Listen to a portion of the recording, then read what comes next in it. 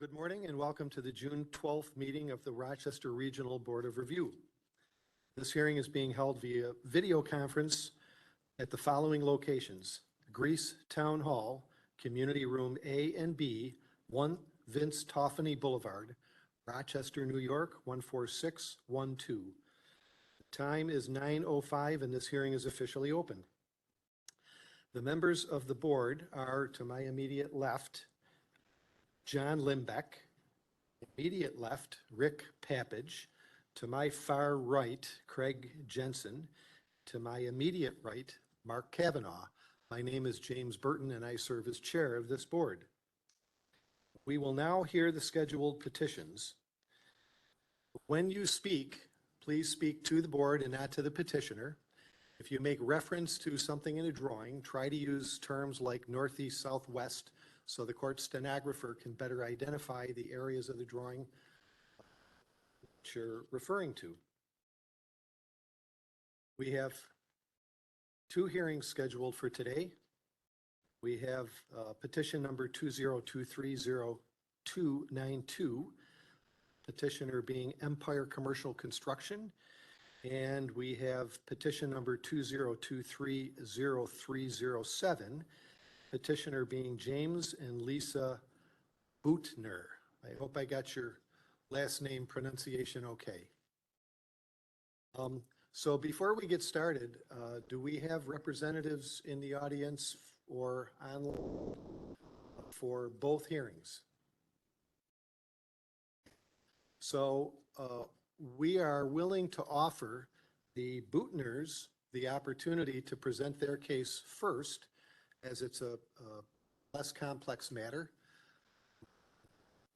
Move on with the rest of their day. Is that something that you would like to do? Yeah, thank you. Yes. We would appreciate that. Okay, please proceed. Excuse me, Chairman Burton, if I could jump in real quick. Just from the Department of State, we have Dan Farley, this is for the court reporter, and we have Chris Jensen, and then Barbara McLaughlin. Thank you. Sorry, Dan. Okay, you may proceed. All right, well, good morning. We prepared a statement. My name is James Bittner, and this is my wife, Lisa. We're sorry we can't be there today, but due to our current financial situation, neither of us could afford to take a day off of work. We come to you today with a request that you waive the requirement for a fire hydrant at our new home. The cost of this would put a serious strain on our financial stability and likely cause us to either lose our home, which we can't even live in yet, or at very least have liens put up against it. We will not be able to pay the contractors that are actually still working on it. When we agreed to put the fire hydrant in front of our house over a year ago, we were told that it was the only way to obtain a building permit and would cost only about $6,000 to $8,000. At this point, we're told that it's going to be upwards of $18,000. And it's not something that we can afford. And honestly, at this point, even if it was still only $6,000, we might not be able to even afford that. We've been building this house for over 2 years now. We signed a contract with TJW Custom Homes in May of 2021. Due to some issues with the bank and clearing my wife's great-grandmother who died in 1994 off the title of the land, we lost our interest rate, 3.25%. And when we were finally ready to sign the papers with the bank, the rate was up to 5%. But the issues didn't stop there.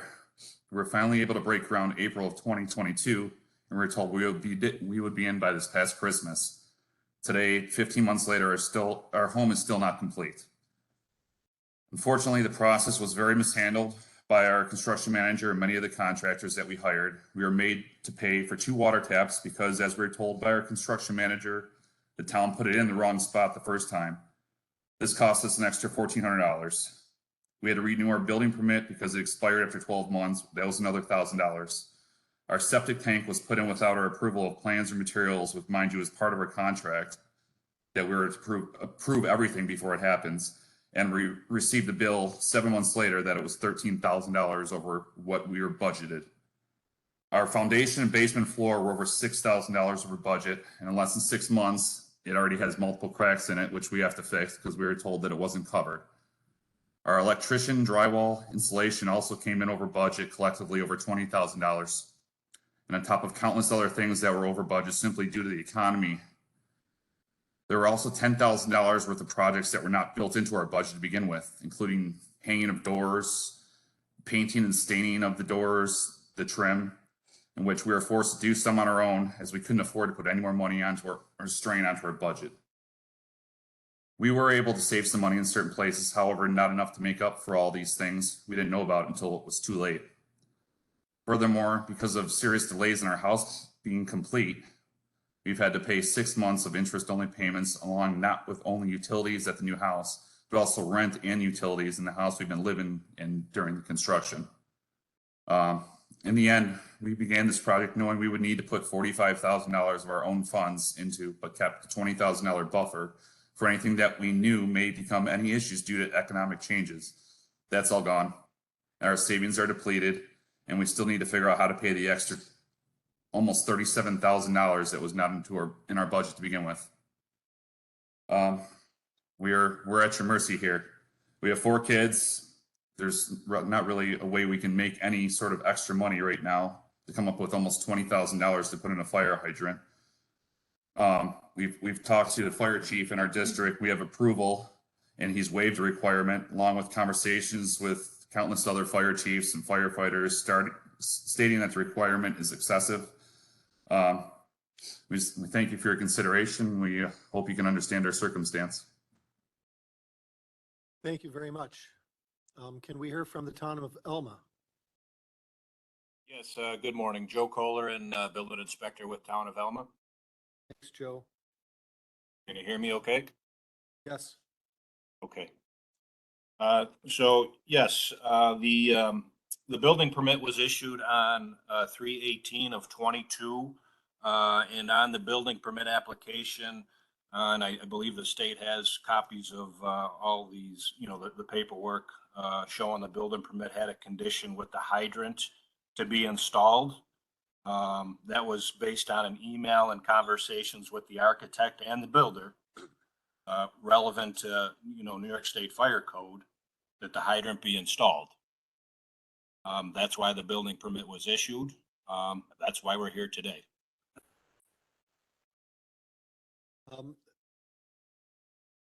Are there any other code violations that you're aware of present in the dwelling under construction? There's no other code violations, no other than this, fire protection issue. At the beginning, when the permit was issued, the builder was told that, you had to go for a variance through the state, either number one, to put sprinklers in the house or to put the fire hydrant in. And that was a condition, again, based on the building permit. Everybody agreed that that fire hydrant was going to be installed. Joe, are you aware that the fire chief is in support of the granting of this requested variance? Well, the letter was issued kind of after the fact, Understood. after the permit. Yeah. Board members have any other questions? Is there anybody else that wishes to speak on this matter?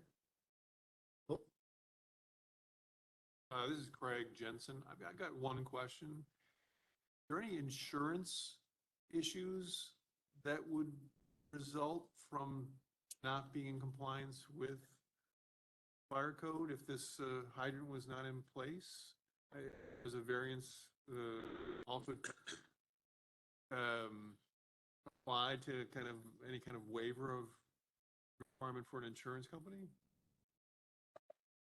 Hi, this is Lisa Bittner. We have spoken to our insurance agent, and we've been told that there would not be any restrictions or any issues with our policy. thank you. Anybody else wish to speak on this matter?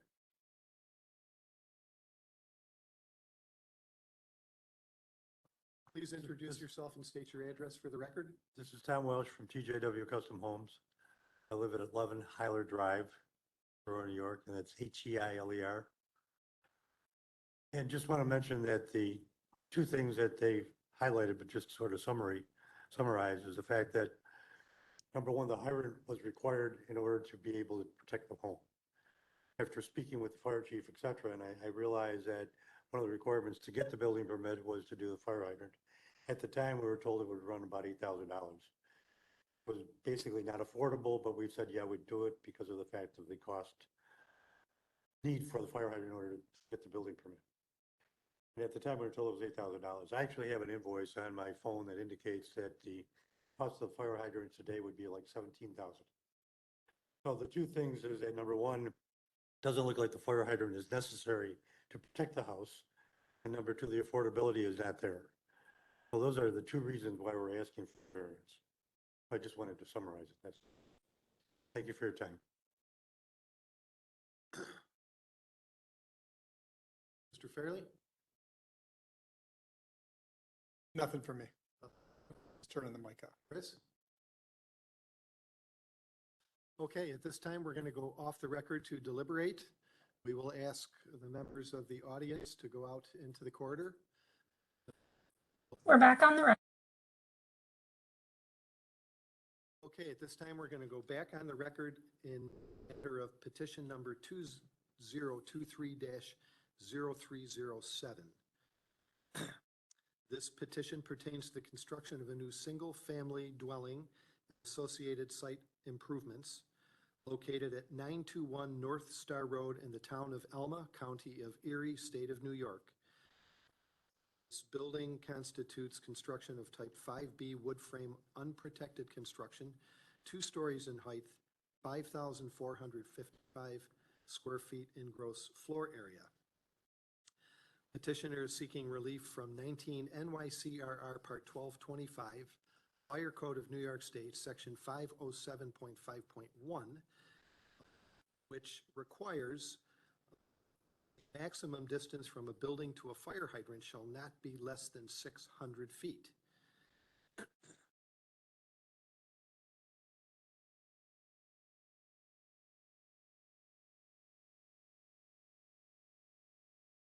Now read the board's findings and determination.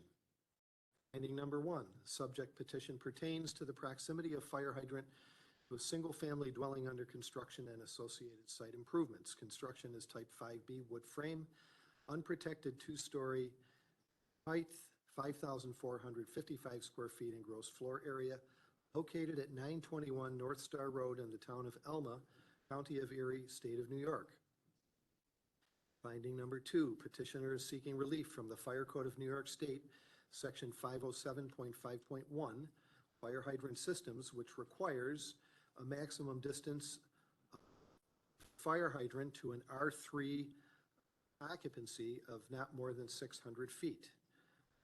Number 3, the actual distance from the structure to the nearest fire hydrant is 718 feet.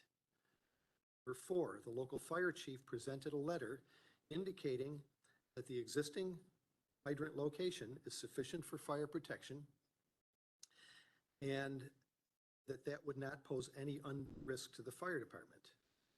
Finding number 5, the local code enforcement official has indicated that he is not in support of the grant of the requested variance as installation of an additional fire hydrant was a condition of the issuance of the permit. Findings from other board members.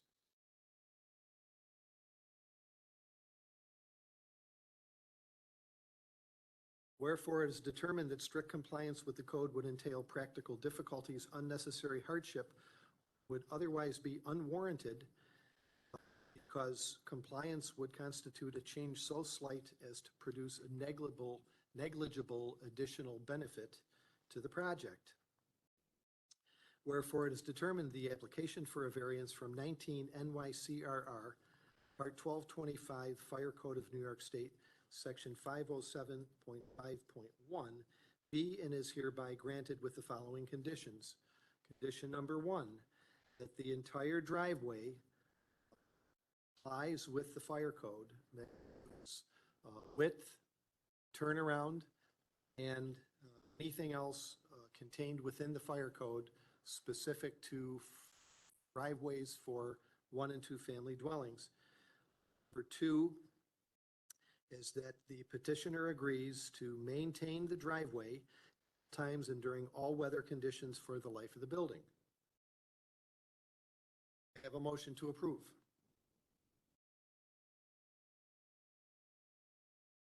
John Limbeck, I'll make the motion to approve. A second. I'll second the motion. Second by Craig Jensen. Go to the board. Mr. Limbeck. John Limbeck, aye. Mr. Papich. Rick Papich, nay. Mr. Kavanaugh. Mark Kavanaugh, nay. Mr. Jensen. Craig Jensen, aye. I will vote 5 aye, so the record should indicate that the variance was granted by a vote of 3 to 2.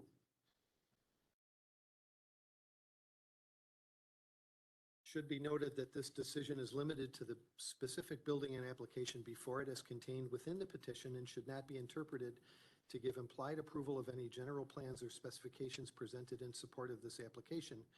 Before I close this hearing, I need to add one finding. That is that the granting of the requested variance will not substantially adversely affect life safety or security of the project. With that, I'll declare this hearing closed.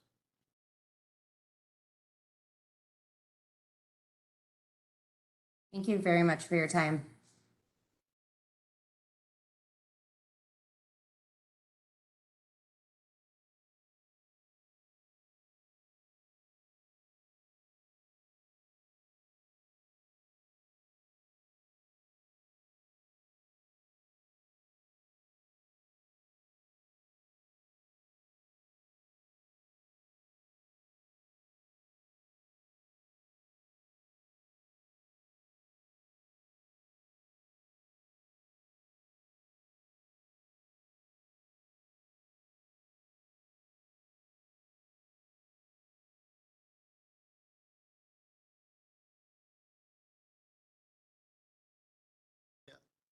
They already said thank you. I'm not sure if they're hanging around for the sheer entertainment benefit, but sir, you're free to go. Thank you, gentlemen. Have a great day.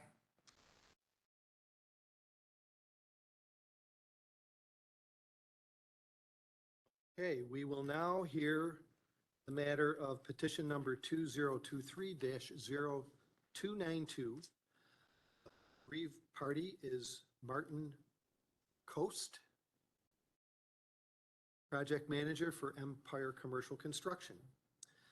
This petition pertains to the alteration of existing building of groups A2 Assembly and R2 Residential, construction type 1B, 15 stories in height, 190,364 square feet in gross floor area, known as the Link Building, located at 183 East Main Street in the city of Rochester, County of Monroe, State of New York. Petitioner is seeking relief from 19 NYCRR Part 1225, Building Code of New York State, Section 1011.2, which is applicable to width and capacity, which reads that the minimum width of a stairway shall be 44 inches. And from 19 NYCRR 1225, Building Code of New York State, Section 1011.5.2, riser height, which is applicable to riser height and tread depth, which reads that a stair riser shall be 7 inches maximum. And from 19 NYCRR Part 1225, Building Code of New York State, Section 1011.4, which is applicable to dimensional uniformity, which reads that the tolerance between the largest and smallest riser height shall not exceed 3/8 of an inch.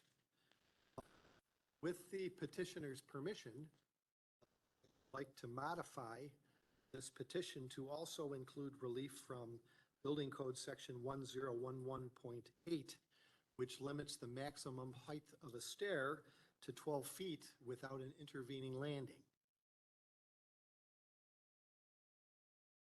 Presenting, sir? So why don't you come up to the podium, introduce yourself? List your address for the record, Uh, and then you can respond to my question. Yep, thanks. Martin Coast from Empire Commercial Construction. I have Steve Cullum here with Hanlon Architects, the architect on the project. Address of the office is East Rochester, Dispatch Drive, 105 Dispatch Drive, East Rochester. So to add that part of the code is, I that. Thank you very much.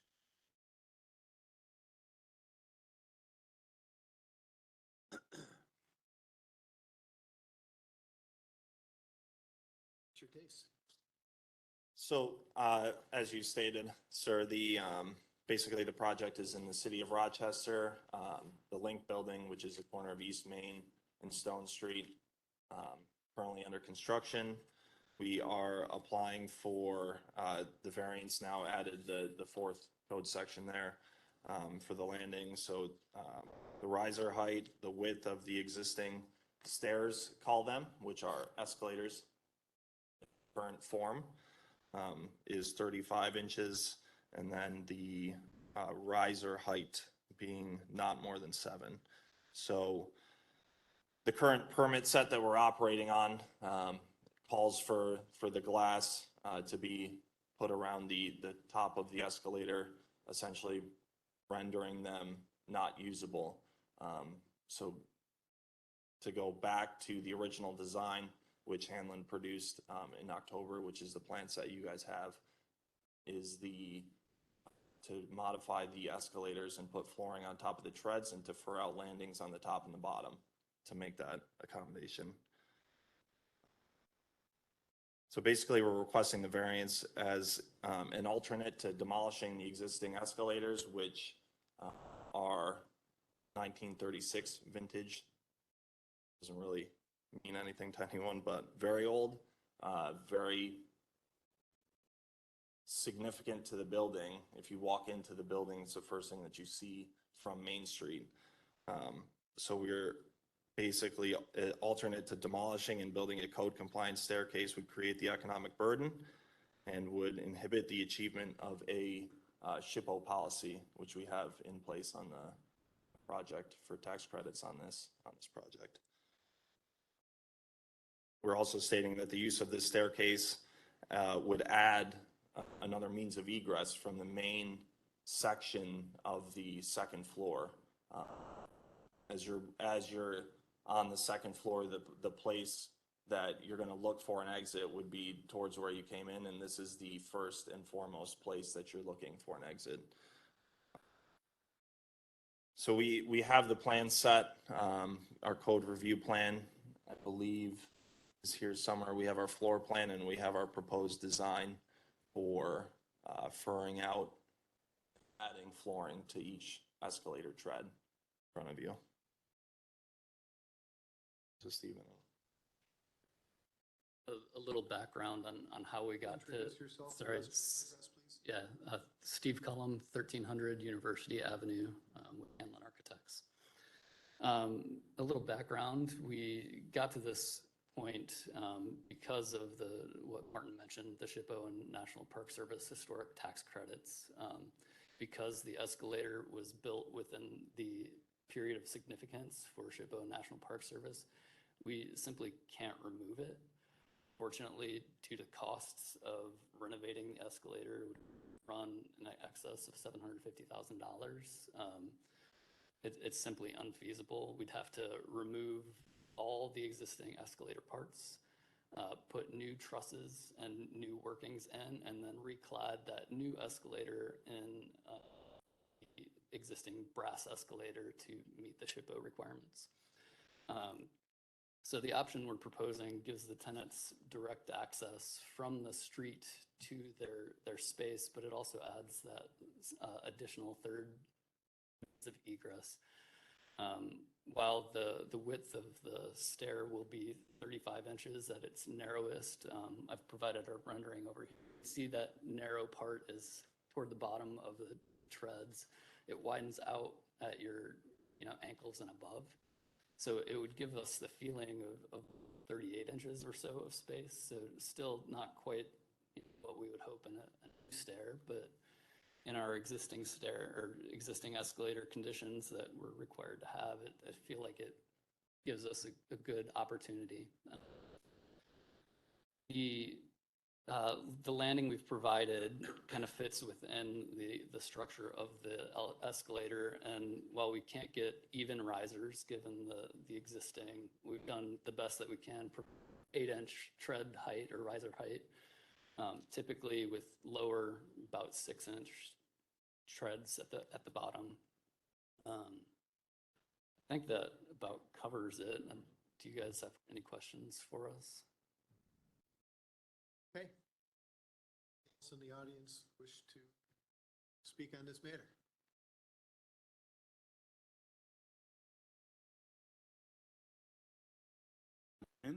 My name is Cosmic Reed. I'm with the city of Rochester, 30 Church Street, 1B.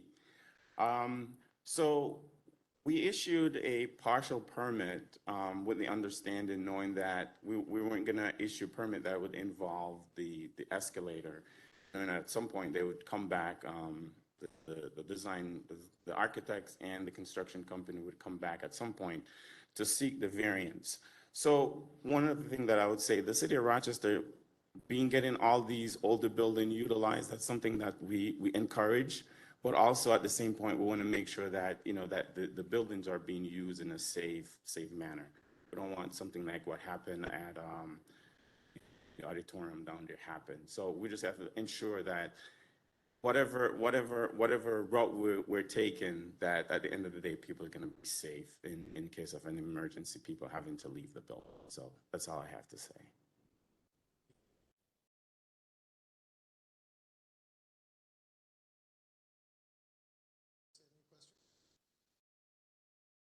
I've got a couple questions. The first question I have is, this is not a required exit, is that correct? That is correct. We've limited our occupancy on the second floor to 410, given the egress that we have otherwise and the 2 means of egress. And then how do you anticipate people to the second? So if currently as designed, they'll use the elevators. You see them at Plan North. You need to reference the location in plan. Yeah, so Plan North on our second floor plan, there's 4 elevators that are provided. If we're able to use the escalator, folks would come in off the street and walk directly up the escalators to the ballroom space.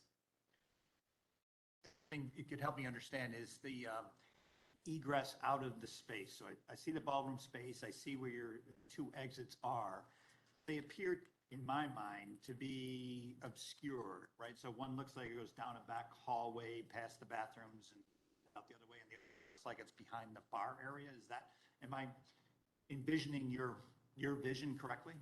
The existing, that's correct. So the rear Plan West or East stair is far, removed. It is remote. The main stair, I would call it, the one that will probably get used the most is next to the elevators. So anyone who uses the elevators will see that stair as the egress. We also have on Plan North, Martin, if you could point out that patio. So there's that overall plan might spot. There is another egress point that the fire marshal has required that we call an egress. There's some longstanding disagreements between our building owner and the owner next door. The owner next door wouldn't allow us to egress onto that. The fire marshal has said that we need to be able to use that as an egress, understandably. So that is another additional point of egress.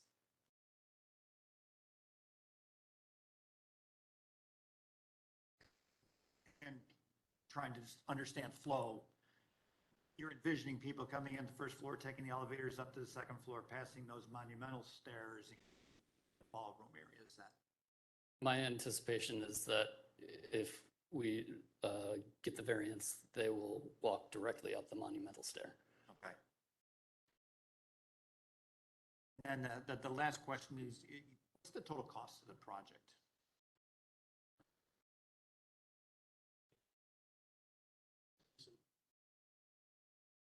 Just reintroduce yourself, please. Yes, Martin Coast from Empire Commercial Construction. Total project cost right now is 1.7 million. And I would like to add that Steve brought it up during his first talking points, was that the cost to, we've priced out a few different costs associated with this particular issue. To get Otis involved, elevator company, to do all the repairs necessary to make these working would be close to $1 million. The demolition, the refab, bringing in new trusses, would be excess of $250,000. So this proposed solution that we're bringing to the variance board today is less than $30,000. Thank you. Rick Pepich, when entering the building, what type of signage will you have to indicate that maybe the stairs aren't the only access to the second floor? Will there be any signage that can direct you to elevators or which I expect is, or other staircases that are nearby?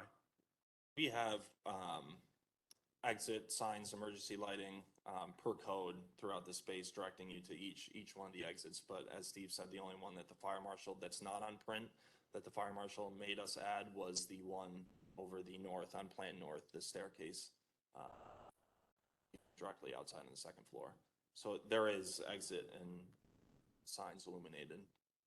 That answers the question.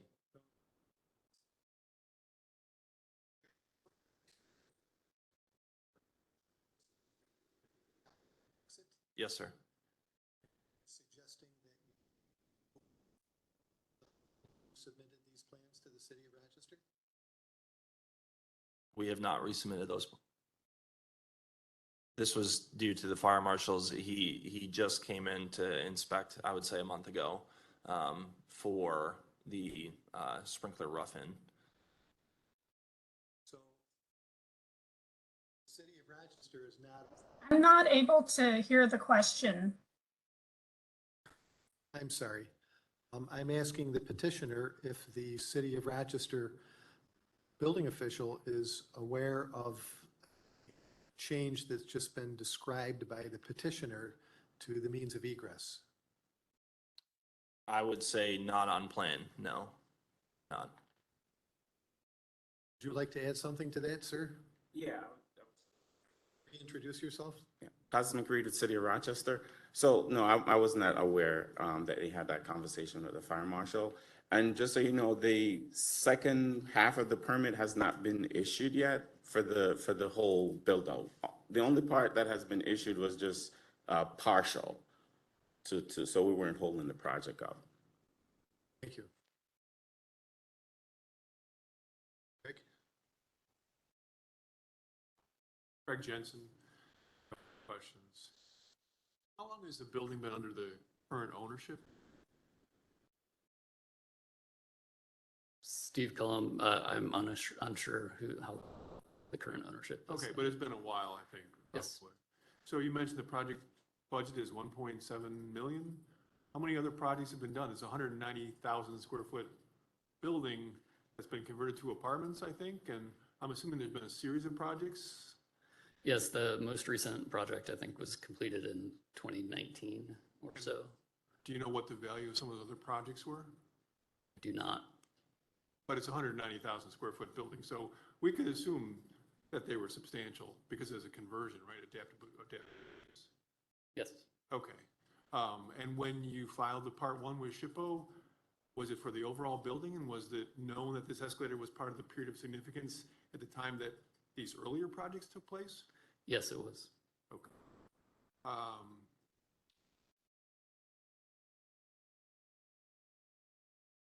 This is the last time the escalators were in operation? It's Martin Coast, Empire Commercial. So the sticker, the latest sticker that's on the top of the escalator says July of 1994 is the last time it was inspected by the city of Rochester. I don't know when the last time it actually functioned. I would assume a long time ago. Thank you. Okay. What about music? This has been described as kind of a venue, receptions and things of that nature. So, any live music planned? At least DJ will be playing. I'm sure live music would be played as well. So, times. so you would not, ask it this way, would you be opposed to us issuing a finding decision that you will not have live music?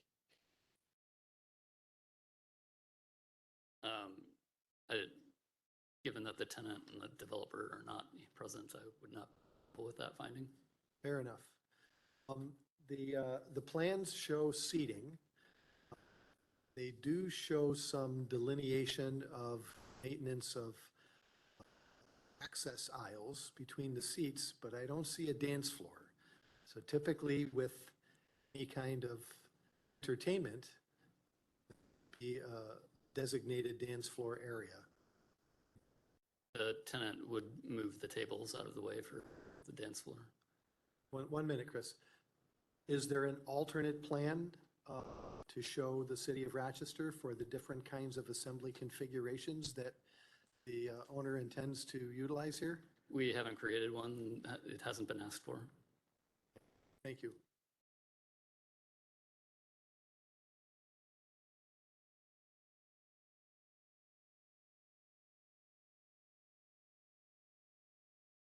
Chris Jensen, Exhibit B has a layout showing the tables and the dance floor and the aisles and stuff.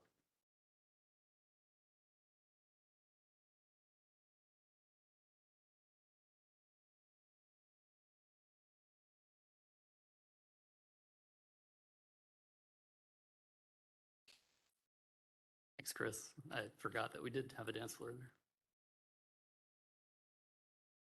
Is there anybody else that wishes to speak on this matter? John Limbeck, just for repetition, are you planning on using these stairs in the kitchen area as part of your egress? Yes. Oh. And what is the SHPO credit on it, or the tax credit? What's the value of that? Sure. And just for the record, this is not listed on any historical register, state or federal? That's correct. Thank you. Any other questions? I think Rick asked a question about signage for entry. I think if you have a finding that requires signage be provided, we would be happy to do that.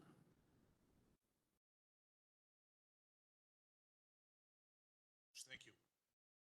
Agreed again with City of Rochester. So the building may not be listed, but it's part of the Main Street corridor that falls under buildings and historic value. Okay. Understood, thank you. John Limbeck again, please don't go away. You've listed that you object to this because it creates safety hazards. Could you describe what you feel are the hazards that are presented by this configuration? So the initial plan review was done by another plan reviewer, not me personally, representing the city, but we do have concern just because of the fact that it's going to be an assembly space and you're going to have people, most likely people going to be drinking and all of that stuff. And again, we've had an instance down at the Armory, and we just have to make sure that whatever route we're taking, that, you know, the occupant safety is going to be at the most paramount. So that's where we are with that.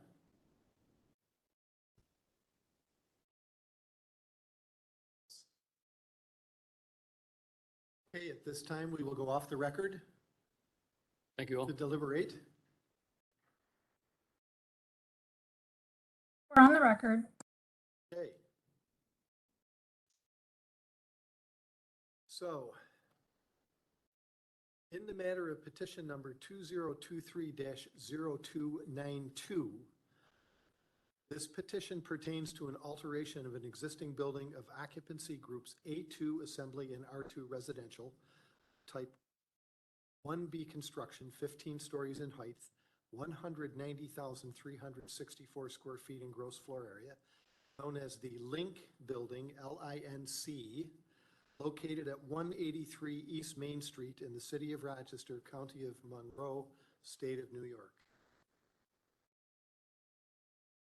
Petitioner is seeking relief from 19 NYCRR Part 1221 Building Code of New York State, Section 1011.2, width and capacity, which reads that the minimum width of a stairway shall be 44 inches. Existing escalators, which are being proposed to be modified to a fixed stair, existing width of 35 inches. And they're seeking relief from 19 NYCRR 1221 Building Code of New York State 1011.5.2, riser height and tread depth, which reads that a stair riser height shall be 7 inches maximum. Existing riser heights are 8 inches.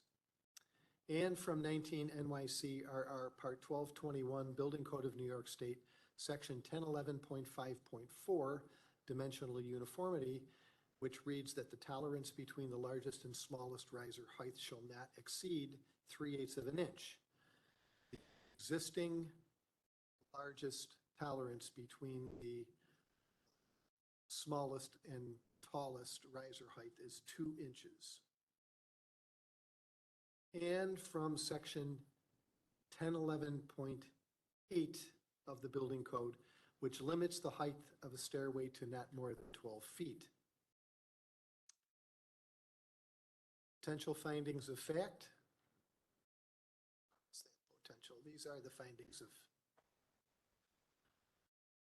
The subject petition pertains to the alteration of an existing elevator within a building that contains the first 2 floors with occupancy classification A2 assembly, the remainder of the floors being apartments with an occupancy classification of R2 residential. The requested relief will not directly impact the R2 occupancy portion of the project.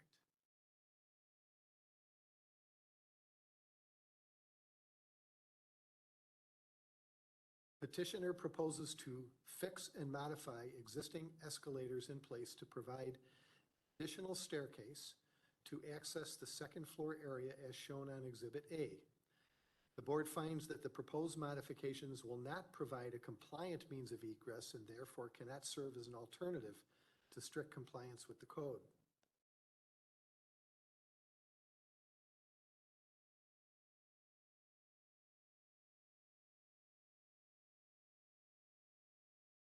Petitioner requests that the stairway be permitted rather than demolish the escalator, which they suggest would be an economic burden and inhibit achievement of important public policy.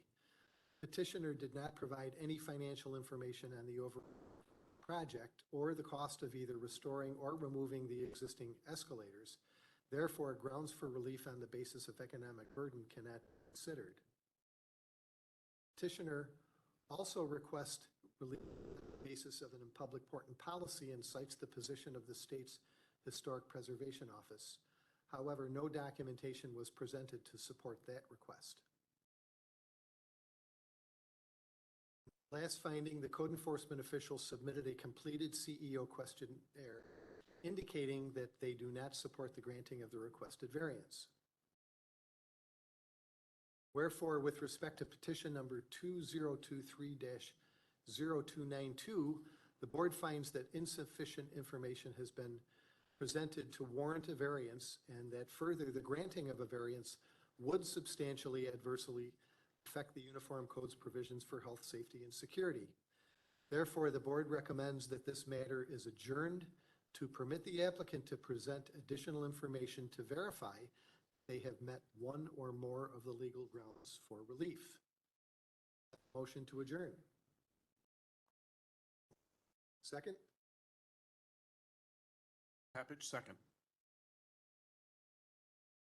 I don't know if you caught that, Annette, that was Mr. Kavanaugh who moved the adjournment. So we'll go to a vote. Mr. Lindbeck? Aye. John Limbeck. Mr. Pappich, Aye. Mr. Jensen, Aye. Mr. Cavan. Aye. I will vote aye, so the record should reflect that the adjournment was moved by a vote of 5-0.